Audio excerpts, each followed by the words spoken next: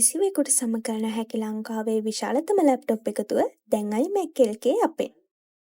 72 වන miss world තරඟාවලියේ talent competition තරඟ අංශයෙන් අර්ධ අවසන් පූර්ව වටයට තේරීපත් වීමට ශ්‍රී ලංකාව නියෝජනය කරන අනුදි ගුණසේකර සමත් වී තිබෙනවා. ටැලන්ට් කම්පිටිෂන් මූලික වටේ ලොව සෑම මහද්වීපයකම කලාපයක්ම නියෝජනය කරමින් රටවල් රැසක් තරඟ කර ඇති අතර අනුදි ආසියාව සහ ඔෂිනියාව මහද්වීපයක කලාපයන් අර්ධ අවසන් පූර්ව වටයට තේරීපත් වූ තරඟකාරියන් 13 දෙනා අතරට තේරීපත් වී තිබෙනවා. ආසියාව සහ ඔෂිනියා කලාපයෙන් අර්ධ අවසන් පූර්ව වටයට ශ්‍රී ලංකාව නියෝජනය කරන අනුදි ගුණසේකර හැරුණු විට ඉන්දියාව, වියට්නාමය, පිලිපීනය, බංග්ලාදේශය ඇතුළු රටවල් 13ක රූ රාජ්‍යයන් තේරීපත් වී තිබෙනවා.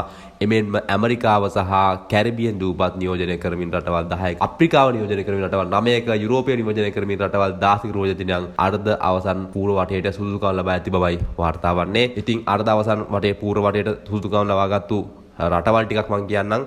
ඕස්ට්‍රේලියාව, බංග්ලාදේශය, කොලොම්බියාව, පිලිපීන, වියට්නාම්, ඉන්දියාව, කසකස්තානය, චයිනා, ශ්‍රී ලංකා, මැලේසියා, ඉන්දුනීසියා, මියන්මාර්. ඉතින් මේ වගේ රටවල් ටිකක් තමයි තේරිලා තියෙනවා අද දවසන් පූර්ව වටේට. ඔන්න දැන් ඉතින් මම අනුද ගැන කරපු කලින් වීඩියෝ එකේ දාලා තිබුණා අනුද නම් තේරෙන එකක් නැහැ කියලා. මේ ලංකාවේ කට්ටියම දාලා තිබුණා.